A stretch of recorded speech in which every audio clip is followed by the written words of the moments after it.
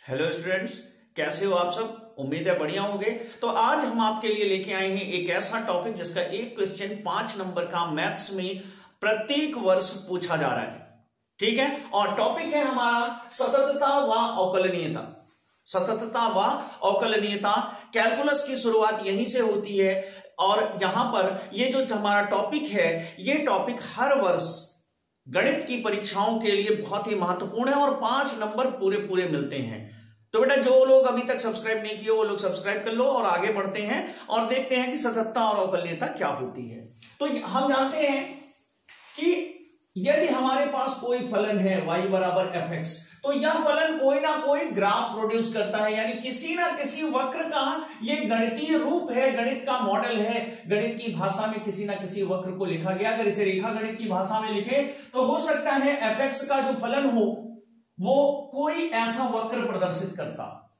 ठीक है, रेखा गणित की भाषा में ये है और बीजगणित की भाषा में ये है। अब जैसे y बराबर एक्स स्क्वायर, तो इसका ग्राफ कुछ ऐसे मिलेगा।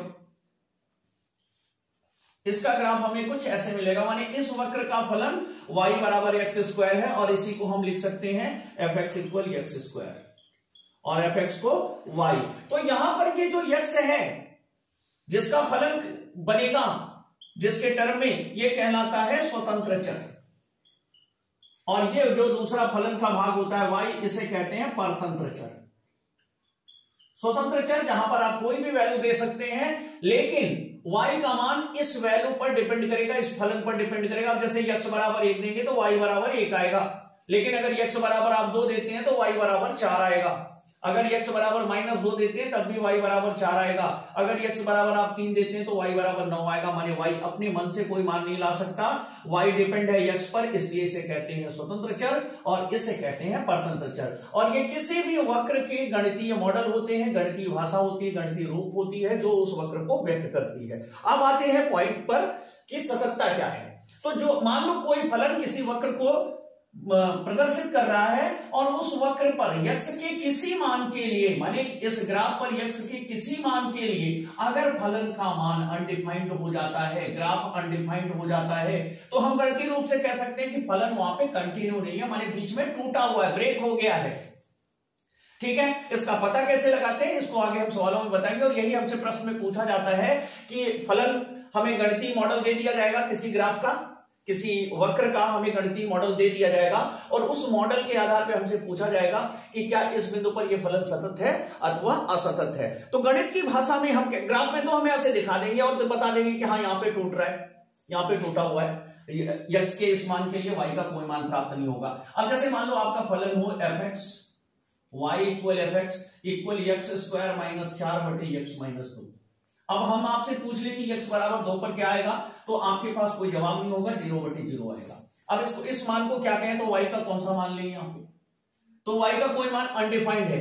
तो गणितीय रूप में इसे कैसे चेक करते हैं, बाकी ग्राफ बनाए तो ग्राफ पे तो यहाँ पे हमें टूटा हुआ ब्रेकेबल दिखाई दे रहा है, तो हम कह सकते हैं कि हाँ भाई यहाँ पे तो टूटा हुआ है। लेकिन गणितीय रूप में कैसे व्यक्त करते हैं, सतत है, कंटिन्यू है अथवा असतत है, डिसकंटिन्यू है। ठीक है, तो इसको व्यक्त करने के लिए हम गणितीय रूप से कैसे इसको फॉलो करते हैं, आइए देखते हैं क्वेश्चन के रूप में। तो जैसे हमारा पहला क्वेश्चन है,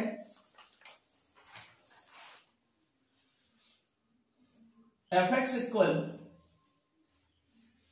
x square comma X not equal 0 4 comma X equal 0 और x बराबर 0 पर चेक करना है। x बराबर 0 पर सततता की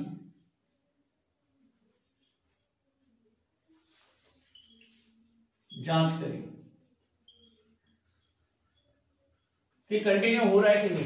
तो यहां पर आप देख रहे हैं 2 वैल्यू लिखी हुई है, अर्थात हमारा जो वक्र है वो किसी एक फलन द्वारा निर्धारित नहीं किया जा सकता। अब ये बता रहा है कि अगर इसको लेकर हम कोई वक्र खींचते हैं तो जब मान x से छोटा हो या x से बड़ा हो, जब मान x के बराबर ना हो, x से छोटा हो या किसी भी दी गई वैल्यू से, यहां 2 दे सकता है, 3 दे सकता है, 4 दे सकता है, इससे छोटा हो अथवा इससे बड़ा हो, उस अवस्था में जो y का मान है वो निर्भर करेगा किस पे, x स्क्वायर पर। फिर से ध्यान दें, अगर x का मान दिए हुए बिंदु पर, जैसे यहां पे दिया हुआ है कि अगर x का मान 0 से छोटा या 0 से बड़ा हो उस दशा में आप y के लिए एक्स स्क्वायर का यूज करेंगे। लेकिन अगर आपका मान x बराबर 0 रखते हैं तो उस अवस्था में y का मान आपका ऑलवेज 4 होगा। ठीक है, सदैव 4 बना रहेगा। x बराबर 0 पर इसे 4 ही होना है, मतलब x बराबर 0 पर y बराबर 4 है, भले आपका ग्राफ यहां आ रहा हो और फिर यहां से ऐसे जा रहा हो, लेकिन भैया 0 पर ये नहीं, 0 पर इसे 4 पर ही जाना है। ठीक है, तो अब आइए चेक करते हैं इसको चेक कैसे किया जाता है। ठीक है, अब इसमें हम कल्पना करते हैं कि मान लीजिए कोई हमारे पास वक्र है और ये वक्र टूटा हुआ है, लेकिन इस वक्र के जिस बिंदु पर ये अनडिफाइंड हो रहा है उस बिंदु से थोड़ा छोटा मान और उस बिंदु से थोड़ा बड़ा मान। जैसे मान लीजिए x बराबर 4 पर चेक करना है तो 4 से थोड़ा सा छोटा मान लें हम, जो 3.9999 लगभग ऐसे हो, और 4 से थोड़ा बड़ा 4.00001 ऐसा कोई मान लें, और इस मान पर हम ये देखें कि ये दोनों मान लगभग उतने ही आ रहे हैं जितना 4 पर आना चाहिए। ठीक है, तो उस अवस्था में अगर ये दोनों मान 4 से थोड़ा छोटा और 4 से थोड़ा बड़ा बराबर आएगा तो हम ये कह सकते हैं कि जो हमारा ग्राफ है वो बिल्कुल सीध में है और अगर आगे बढ़ाया जाए तो मिल जाएगा। तो इस अवस्था में भी हम उसे कंटिन्यू कहते हैं। लेकिन अगर वो ऐसे है, x का मान y का मान कुछ और आ रहा है, 4 से छोटा करने पे कुछ और आ रहा है, 4 से बड़ा करने पे कुछ और आ रहा है, तो यहां पर क्या करते हैं, हम उसे डिसकंटिन्यू मान लेते हैं, असतत मान लेते हैं। तो इस छोटे से मान को जैसे 0 पर चेक करना है तो हम यहां पे लिखते हैं वाम पक्ष सीमा,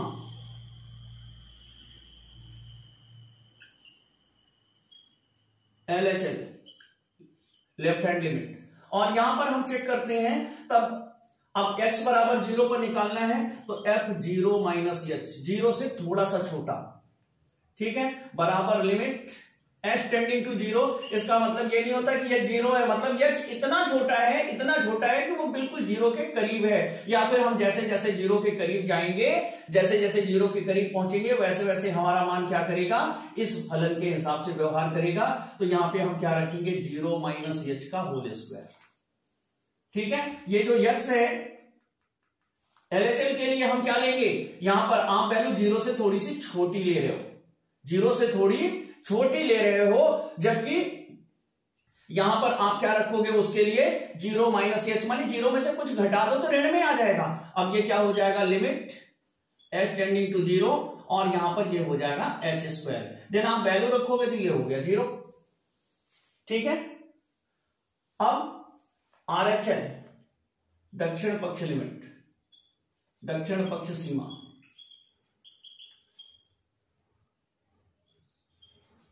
और ये हो जाएगा RHL, राइट हैंड लिमिट। अब यहां पे लिखेंगे f0 प्लस h। अब ये वैल्यू आप क्या ले रहे हैं, 0 से थोड़ी सी बड़ी ले रहे हैं, तो 0 से थोड़ी सी बड़ी ले रहे हैं तो यहां पे लिखेंगे लिमिट h टेंडिंग टू 0, और यहां पे लिखेंगे 0 प्लस h का होल स्क्वायर बराबर h स्क्वायर बराबर 0।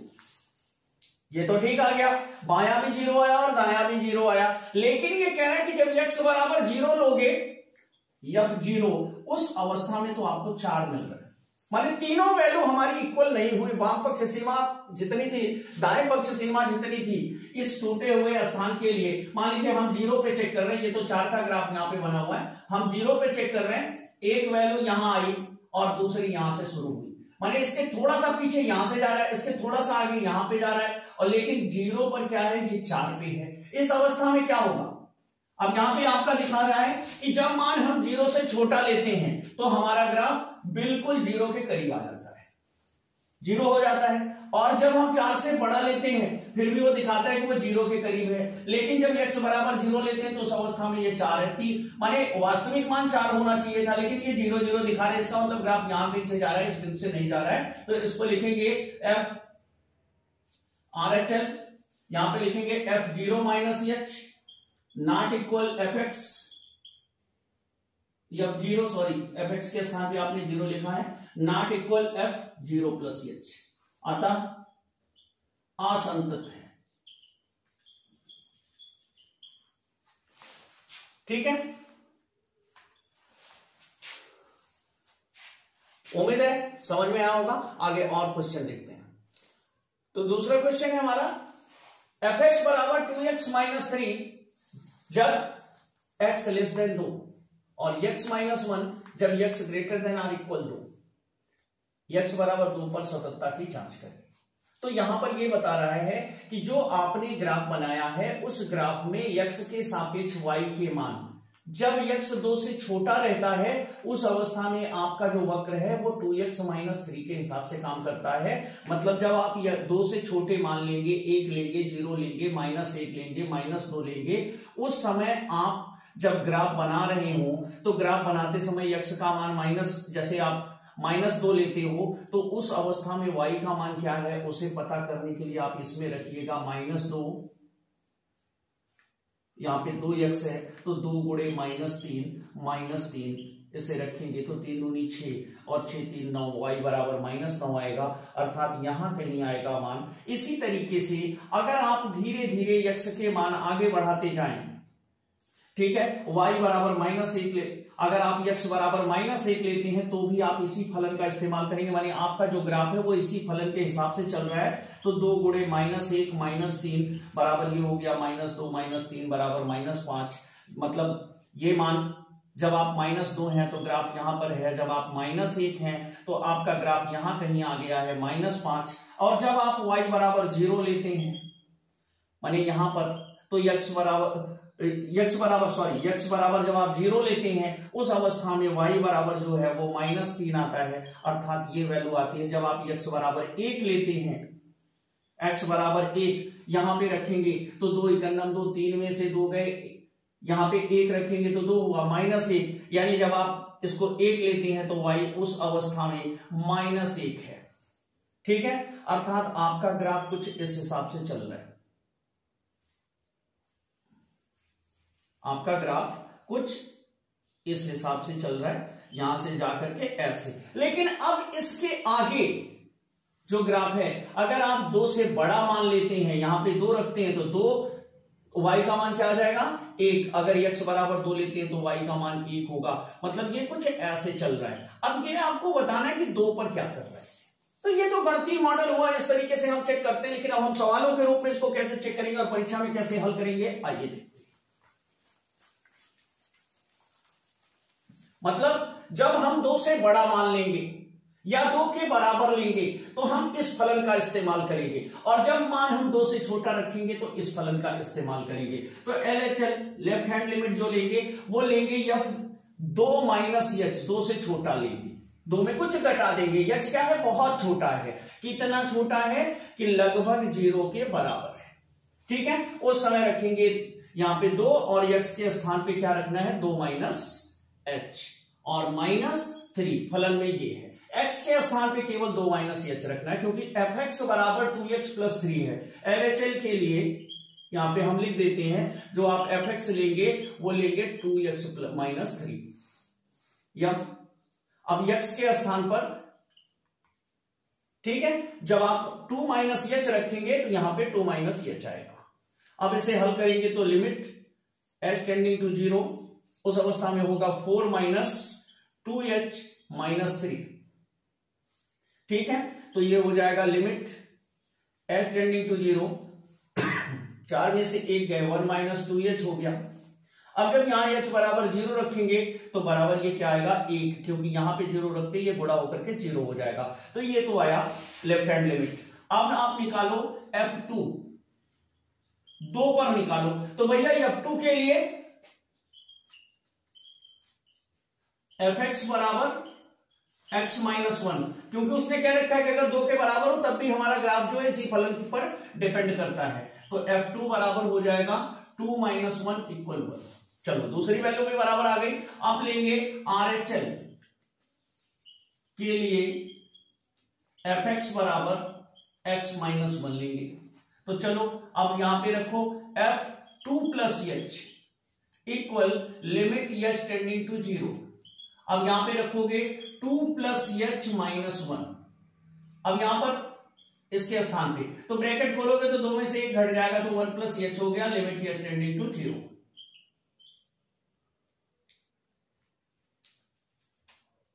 Limit H tending to 0। अब यहां पे एच के स्थान पे 0 रखोगे तो ये वैल्यू क्या आ जाएगी, 1 आ जाएगी। अब हम लिखेंगे F2 माइनस एच बराबर F2 प्लस एच, और क्या आया, बराबर 1 आया। तो फलन x बराबर 2 पर संतत है। इस तरीके से बराबर करते हैं, बस इतना करने के आपको मिलते हैं 5 नंबर। तो नेक्स्ट क्वेश्चन, तो तीसरे क्वेश्चन में कहता है कि एफ एक्स बराबर मॉड x माइनस 3 बटे x माइनस 3 कब लेंगे इस फलन को, जब x 3 के बराबर ना हो, या तो 3 से बड़ा हो या तो 3 से छोटा हो। इस अवस्था में x और x बराबर 3 पर फलन का मान डायरेक्ट दे दिया, किसी फलन की सहायता से नहीं निकालना है इस बार। जैसे पिछले सवाल में x माइनस 1 दिया हुआ था, यहाँ पे ऐसा कुछ भी नहीं दिया, वो कह रहा है डायरेक्ट आप 0 मान लीजिए। तो कह रहा है कि x बराबर 3 पर कंटिन्यूटी पर विचार करो, सततता पर विचार करें। तो चलो विचार करते हैं। तो LHL लेते हैं। LHL के लिए fx क्या लेंगे, यहां पर fx बराबर लेंगे मॉड x माइनस 3 बटे x प्लस x माइनस 3।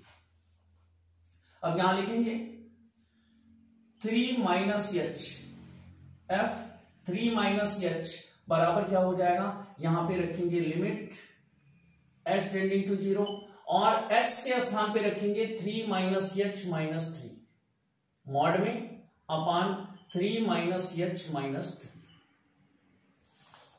अब limit h tending to 0।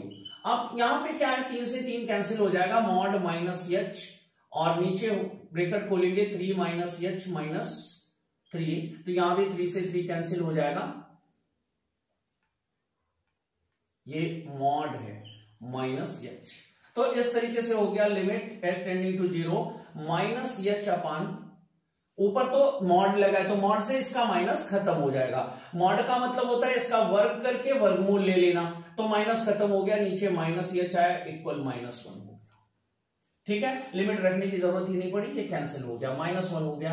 LHL जो है वो -1 आया।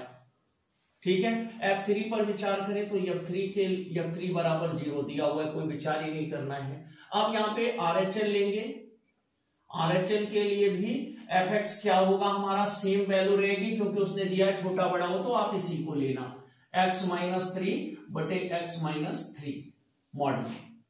अब यहां पे होगा F3 प्लस एच इक्वल, यहां पर करेंगे मॉड 3 प्लस एच माइनस 3 अपान 3 प्लस एच माइनस 3।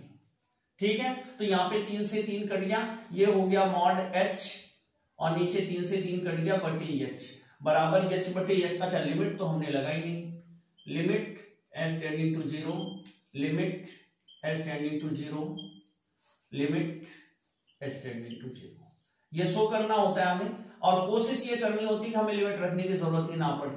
तो ये आ गया 1, यहाँ पे कोई वैल्यू बराबर नहीं है, ये -1 है, ये 0 है, ये 1 है, तो हम यहां पे लिखेंगे F3 plus H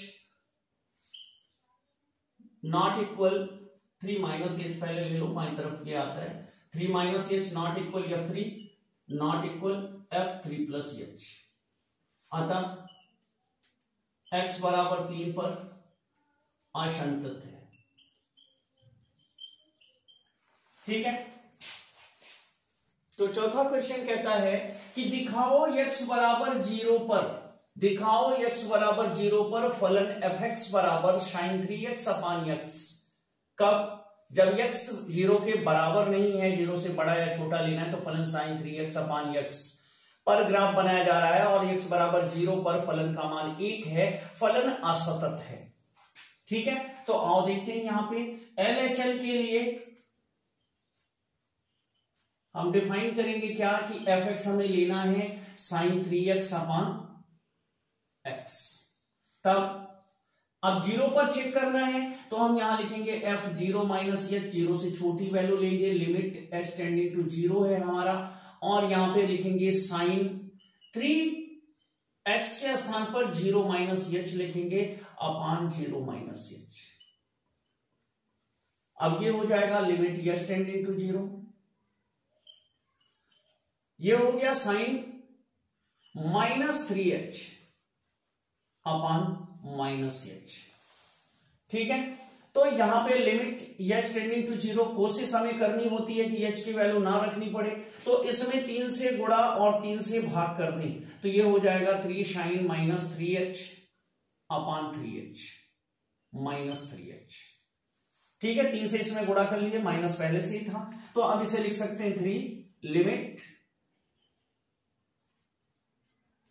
h tending to 0 sine -3h upon -3h, और इसकी वैल्यू 1 होती है। Theta tending to 0, limit theta tending to 0 sine theta upon theta की वैल्यू 1 होती है, तो ये हो जाएगा 3 गुणे 1 बराबर 3। दूसरा मान f0 आपको 1 दिया हुआ है। ठीक है, तीसरा मान RHL के लिए fx बराबर साइन 3x अपान x प्रयोग करेंगे। अब यहां पे लिखेंगे f0 plus h equal limit h tending to 0 sine 3x, तो साइन 3x के स्थान पे क्या लिखेंगे 30 plus h upon 0 plus h, तो ये क्या हो जाएगा limit h tending to 0 sine 3h upon h। अब यहां भी 3 से ऊपर नीचे गुणा कर लें, तो ये हो जाएगा limit h tending to 0 3 sine 3h upon 3h। अब लिख सकते हैं 3 limit h tending to 0, same process sine 3h upon 3h। यहां भी देखो थीटा अपान थीटा यहां माइनस में था तो नीचे भी माइनस था, यहां ऊपर प्लस है तो नीचे भी प्लस है, तो ये हो गया 3 गुणे 1, इसकी भी वैल्यू हो गई ये 3 आया। अब यहां पे देखो ना तो LHL f0 के बराबर है ना f0 RHL के बराबर है, इसका मतलब फलन असंतत है, फलन असंतत है। ठीक है, तो कुछ इस टाइप के भी क्वेश्चन होते हैं जिन्हें हमें चेक करना होता है कि फलन संतत है अथवा असंतत है। तो नेक्स्ट क्वेश्चन में कहता है कि k के किस मान के लिए फलन fx बराबर kx square, x is less than or equal to या 5 x is greater than 2 x बराबर 2 पर संतत है। माने k का ऐसा कौन सा मान ले लें हम कि ये फलन हमारा x बराबर 2 पर संतत हो जाए, तो भैया हम तीनों मान निकालेंगे यहां पर और तीनों मान को आपस में बराबर करेंगे और हमें k की वैल्यू मिलेगी। k को यहां पे कांस्टेंट मान के हम चलते हैं, तो x बराबर 2 के लिए, x बराबर 2 के लिए सातत्य परीक्षण हमें करना है, तो यहां पे लेंगे LHL। तो ये कह रहा है कि अगर x का मान आप 2 से छोटा लेते हैं तो LHL के लिए fx बराबर आप क्या लेंगे kx स्क्वायर, तो LHL में हो जाएगा f2 माइनस h, क्योंकि 2 पर आपको चेक करना है, equal limit h tending to 0 और यहां पे हो जाएगा k ब्रैकेट में 2 माइनस h का होल स्क्वायर। अब हो गया limit h tending to 0, k bracket में हो जाएगा 4 plus h square minus 2h whole square कर दीजिए, सॉरी 4h होगा यहां पे। अब आप इसे लिख सकते हैं लिमिट h टेंडिंग टू 0। अब कुछ कर तो सकते नहीं, लिमिट रख दें यहां पे, तो जब हम लिमिट रख देंगे तो लिमिट को हटा लेंगे, ये हो जाएगा k इंटू यहां पे 4 प्लस 0 माइनस 0 बराबर 4k आ गया। ठीक है, और यहां पर RHL के लिए हम लेंगे fx बराबर 5, ये 5 ही आना है, वो दे रखा है कि अगर x आप बड़ा लोगे यानी f2 प्लस h इक्वल 5, सीधे सीधे वैल्यू आ रही है 2 प्लस h बराबर 5, उसने दे रखा है, कुछ करना ही नहीं है। अब यहां पे f2 निकाल लें, f2 बराबर क्या हो जाएगा, जब 2 के बराबर लोगे तो f2 के लिए हम ये kx फलन यूज करेंगे, लिख लेते हैं ताकि समझ सकें आप। f2 के लिए fx बराबर जो लेंगे वो लेंगे kx स्क्वायर। ठीक है, अब यहां पे हम मान रख देते हैं, तब f2 बराबर 4k, x के स्थान पे मान रख दोगे तो ये 4k आ गया। अब सतत होने के लिए, सतत होने के लिए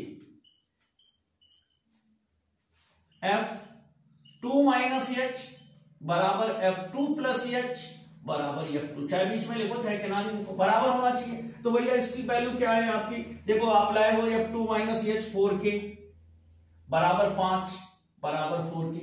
अब कोई भी दो मान ले लो बराबर, चाहे इसको ले लो चाहे इसको ले लो, तो ये क्या हो जाएगा 4k इक्वल 5, तो k इक्वल 5/4। तो मतलब अगर k के स्थान पे हम 5/4 रख दें तो हमारा फलन जो है वो सतत हो जाएगा।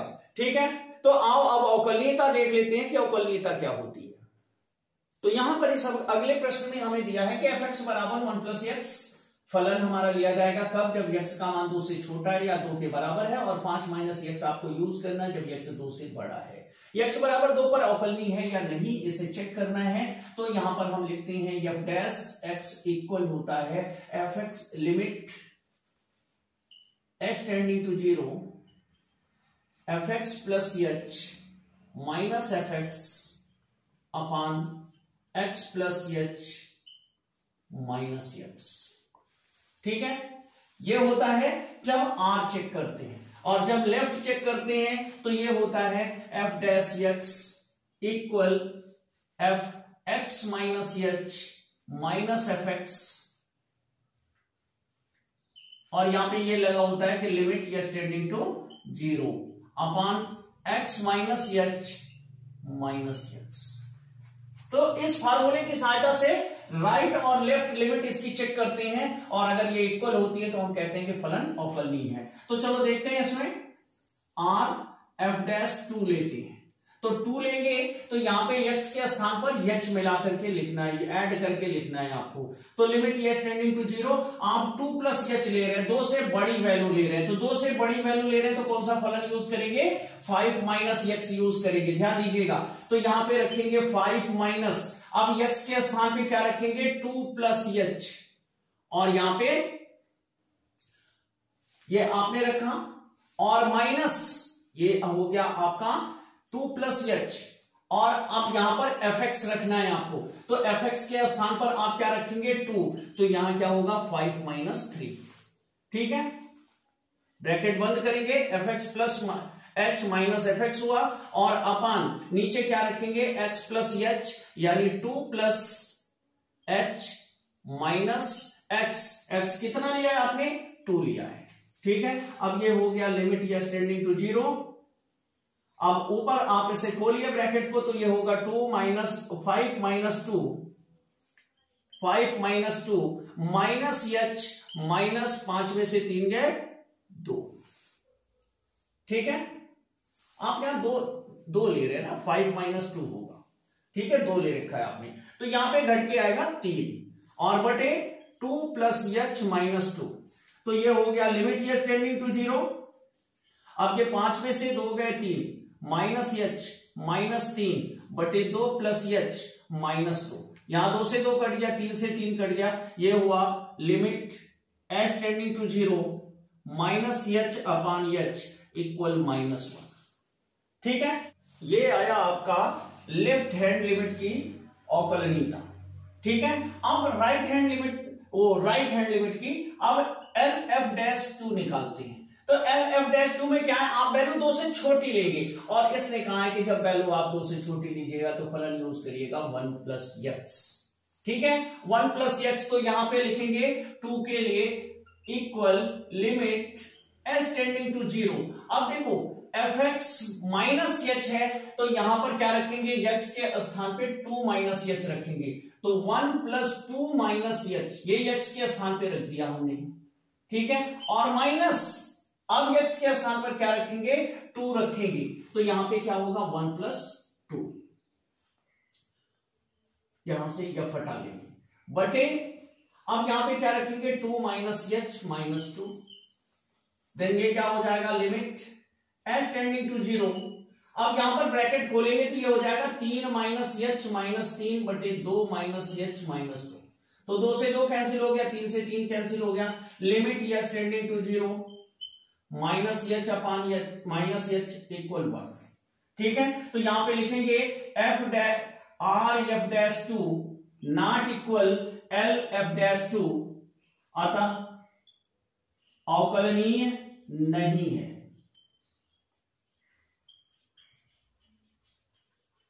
ये थोड़ा सा खोपड़ी में बैठता नहीं है, थोड़ा सा हमें परेशान करता है। तो आओ एक आगे सवाल देखते हैं।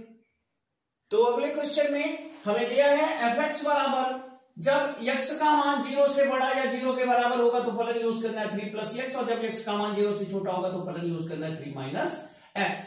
अब यहां पर अगर हम निकालते हैं F dash x, are F dash x माने आर एफ डैश 0, ठीक है। तो इस अवस्था में हमें क्या लिखना होता है, लिमिट हमें वैल्यू रखनी होती है एफ एक्स प्लस एच, यहां H tending to 0 minus F X upon X plus H minus X. और अगर हम एल एफ डैश 0 निकालेंगे तो यहां पे लिखना होगा हमें लिमिट एच टेंडिंग टू 0 हमें वैल्यू रखनी होगी एफ एक्स माइनस एच में minus F X upon X minus H minus x में। तो चलो हम यहां पे निकालते हैं, हम लोग देखते हैं क्या होता है। तो ये हो जाएगा equal limit H tending to 0।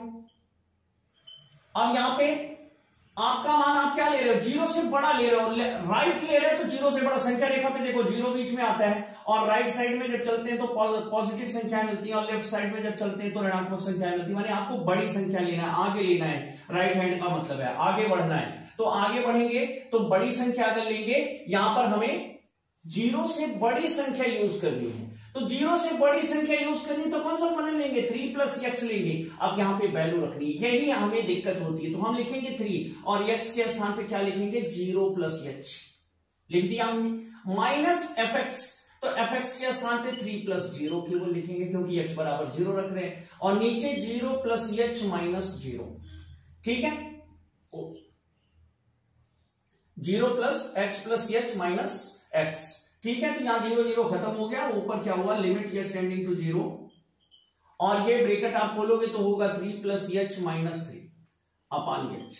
तो भैया 3 से 3 निपट गया, ये हो गया लिमिट एच टेंडिंग टू 0, तो ये आ गया एच अपॉन एच इक्वल हो गया 1, ठीक है। अब आरएचएल एलएचएल में चलते हैं, लेफ्ट हैंड लिमिट अवकलनीयता के लिए निकालें। तो यहां पे क्या हो जाएगा, लिमिट एच टेंडिंग टू 0 हो जाएगा, और एच टेंडिंग टू 0 करने के बाद आप यहाँ पे मान रखना शुरू करेंगे। अब यहाँ पे बारी आती है फलन की कि x जो है अगर 0 से छोटा है तो भैया इसे यूज करना है 3 माइनस एक्स, ठीक है। तो 3 माइनस एक्स में 3 माइनस एक्स के स्थान पे क्या रखेंगे 0 माइनस एच, ठीक है, और माइनस यहां पे रखेंगे 3 माइनस 0, ये बन गया आपका, और यहां हो गया 0 माइनस एच माइनस 0। अब ये हो गया limit H tending to 0, bracket खोलोगे आप तो ये हो जाएगा 3 प्लस एच माइनस 3, यहां पे देखो ये माइनस इसको प्लस कर देगा, और यहां आ गया माइनस एच, ये 3 से 3 कट गया, तो लिमिट एच टेंडिंग टू 0, ये हो गया एच अपॉन माइनस एच बराबर माइनस 1। तो यहां पे क्या आ गया R dash F 0 R F dash 0 equal L not equal L F dash 0, अतः अवकलनीय नहीं है।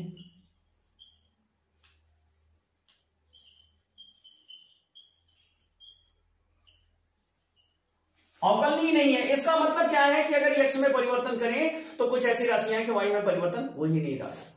अब जैसे x बराबर 1 पर भी 5 आ रहा है, 2 पर भी 5 आ रहा है, 3 पर भी 5 आ रहा है, तो यहां पर क्या होगा हमारा ग्राफ जो है वो या तो बिल्कुल x अक्ष के स्ट्रेट चलना शुरू कर देगा, ठीक है, या फिर y अक्ष के स्ट्रेट चल रहा है। माने x में परिवर्तन करने पर y में कोई चेंज ही नहीं आ रहा है, x में परिवर्तन करने पर y में कोई चेंज ही नहीं आ रहा है, वो सीधे जा रहा है, स्ट्रेट जा रहा है, या फिर कोणीय हो गया। तो इन बिंदुओं पर क्या होगा अवकलनीय नहीं होगा, कर्व जो है वो कोणीय नहीं होना चाहिए। अगर कोणीय हो गया तो अवकलनीय नहीं है, या फिर x के सापेक्ष y में कोई बदलाव ही नहीं आ रहा है तो फलन अवकलनीय नहीं है, ठीक है।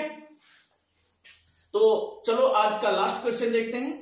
तो हमारा लास्ट क्वेश्चन है यहाँ पे एफ एक्स बराबर एक्स स्क्वायर प्लस 2, कब, जब x 1 से बड़ा हो या 1 के बराबर हो, और 2x प्लस 1 लेना है एफ एक्स बराबर आपको जब x 1 से छोटा हो, और x बराबर 1 पर अवकलनीयता आपको चेक करनी है। तो यहां पे हम वैल्यू लिख लेते हैं, एफ एक्स बराबर इसे लिखेंगे r f डैश 1, और इस अवस्था में हम जो अब फलन लेंगे वो होगा limit H tending to 0 F X plus H minus F X upon H, X plus H minus X. और जो यहां पे एल एफ डैश 1 लेंगे, इसके लिए हमारी वैल्यू होगी limit H tending to 0 F X minus H minus F X upon X minus H minus X. ठीक है, तो चलो यहां पे लेते हैं आर का मतलब है राइट साइड जाना, माने एक से बड़ी वैल्यू लेनी है, एक से बड़ी वैल्यू लेनी, तो ये वाला फलन यूज करना है। तो चलो भैया वैल्यू लेते हैं, लिमिट एच टेंडिंग टू 0। अब यहां पर क्या है, आपको यहां पर x के स्थान पर क्या रखना है, 1 प्लस एच का होल स्क्वायर और प्लस 2। ठीक है, ये आपका एफ एक्स प्लस एच बन गया। अब एफ एक्स बनाना है तो x के स्थान पर क्या रखना है, 1 रखना है, यानी -1 का स्क्वायर प्लस 2, ये बन गया आपका एफ एक्स। माने x के स्थान पे आपको 1 रखना है और नीचे 1 प्लस एच माइनस 1। ठीक है, अब ये हो गया लिमिट एच टेंडिंग टू 0। इसे खोलोगे 1 plus H square plus 2h plus 2 minus ये क्या हुआ, 1 का वर्ग धन 2 बटे 1 से 1 कट गया, यहां पे बचा h। ये हो गया लिमिट एच टेंडिंग टू 0। अब ये क्या हो गया, 2 1 3 plus H square plus 2h minus 3 upon h। ये 3 से 3 कैंसिल हो गया, लिमिट एच टेंडिंग टू 0। अब यहां पे h कॉमन ले लो तो हुआ h प्लस 2 अपॉन h। अब जब लिमिट रखोगे तो ये हो जाएगा 0 प्लस 2 इक्वल टू, तो ये वैल्यू तो आ गई दो। अब आओ दूसरे वाले में देखते हैं। अब यहां पे आपको एक से छोटी वैल्यू लेनी, तो एक से छोटी वैल्यू लेनी तो बेटा ये वाला फलन यूज होगा अब यहां पे, तो ये हो जाएगा लिमिट एच टेंडिंग टू 0। अब फलन हमें कौन सा यूज करना है, 2x प्लस 1, तो यहां पे लिखेंगे 2 और x के स्थान पे लिखेंगे 1 माइनस एच प्लस 1। ठीक है, माने जहां x है वहां पे 1 प्लस एच या 1 माइनस एच लिखना है आपको। अब उसके बाद माइनस एफ एक्स है, तो एफ एक्स एक्स के स्थान पे क्या रख देना है, 1 रख देना। यहां पे 1 नहीं रखे, यहां पे 1 माइनस एच रख दिए और यहां पे हम 1 रखेंगे और प्लस 1। ये हो गया F X upon 1 minus H minus 1, तो ये हो गया लिमिट एच टेंडिंग टू 0।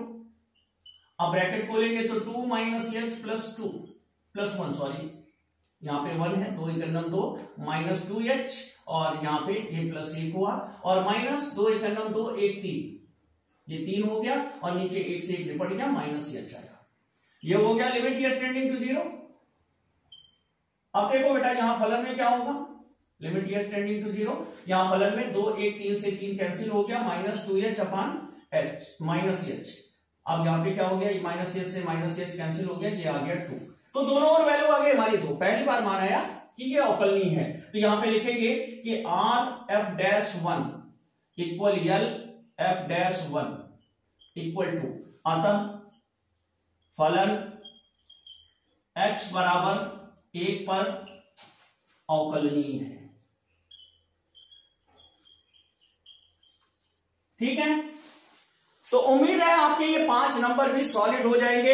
अब आप समझ सकते हैं कि आपको मैथ्स के 2 वीडियो मिले, जिसमें एक वीडियो में आपके 8 नंबर और दूसरे वीडियो में आपके 5 नंबर फिक्स होने जा रहे हैं। तो आप इसकी सहायता से अपने बुक्स के एक्सरसाइज को अच्छी तरीके से दोहरा लें और ताकि आप इन पूरे नंबरों को पा सकें।